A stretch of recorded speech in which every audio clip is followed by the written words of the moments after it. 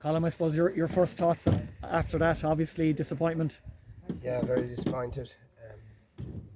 I thought that we were going really well and that we had a real chance, and very disappointed with the way we lost, and I was very disappointed with we turned the ball over very cheaply, and first half I think 1-7 of their scores came from our turnovers, so that's not going to win any game. Colm, the way you set yourself up in that first quarter, obviously very defensive. Was it a prize, say, at the first quarter to stop Kerry from taking a huge advantage? When you have players like David Tubridy behind the ball, like he's your danger man up front, that must be very difficult for a team to do that. Don't be fooled. Every team that's playing football, including Kerry, play people behind the ball. When Kerry lose the ball, they play their 15 behind the ball just as good. This makes me die, Watch Dublin. When Dublin lose the ball, they've got people. Like, if you don't have the ball, you defend, and then wherever you got to go or whatever you got to do to make sure your man is covered, you do. But when you kicked 2-18 a couple of weeks ago against Mayo, that you had to have players closer to goal, but you found that you were camped probably in the Kerry half or for quite a long time. Yeah, we didn't do anything different today than we did against Mayo. I mean, the mistakes we made against Mayo, unfortunately, were replicated again there today.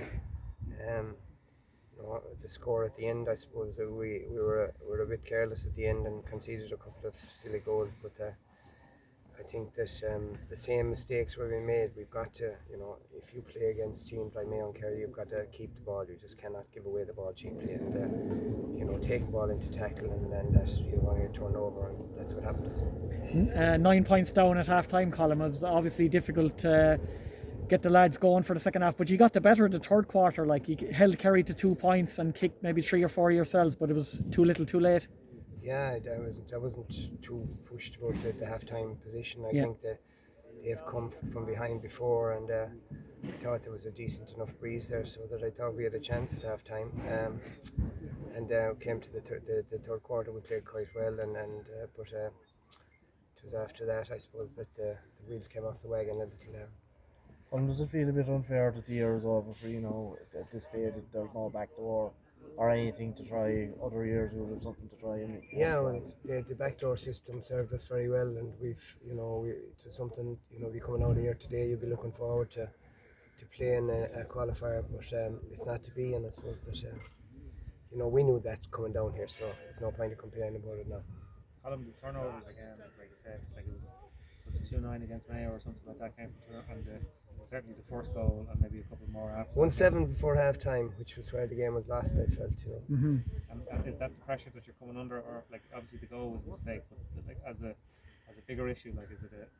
Well, I think that when you play against the top teams, those mistakes are punished. Where you may get away with it with lesser teams, but no, it's a learning curve. These lads are young, and I think that the more they play against teams of this quality, the better they'll get.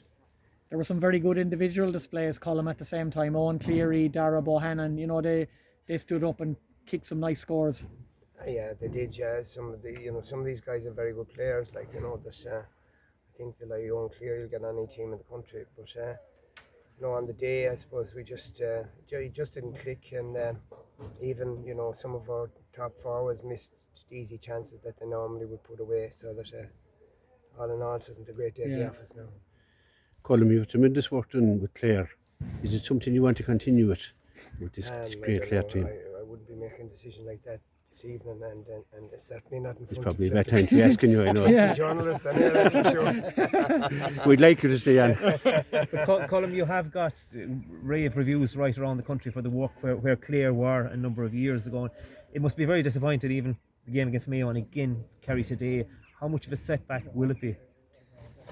Yeah, I wouldn't worry about it being a setback. These fellas they're a very resilient bunch of players, and I think there's far too much credit given to people, managers in particular. I mean, like we'd say, what's happening here is that you've a brilliant bunch of players who work really hard.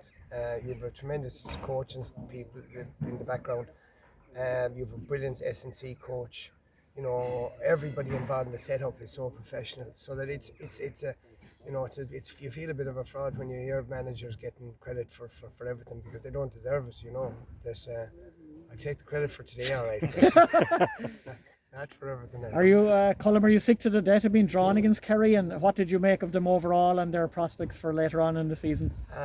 Listen, you know, they've been the form team of the year so far, and they didn't change anybody's mind today. I think they're a very good side. They've got obviously their forwards are well held in it, but some excellent defenders as well, and their work rate across the pitch was very good. So you know, you could only admire them, and I'd say they'll have a say in the championship at the end of the year. Lovely, thank you, Thanks, Colm. Colm. Thank you very Thanks. much. Hamstring.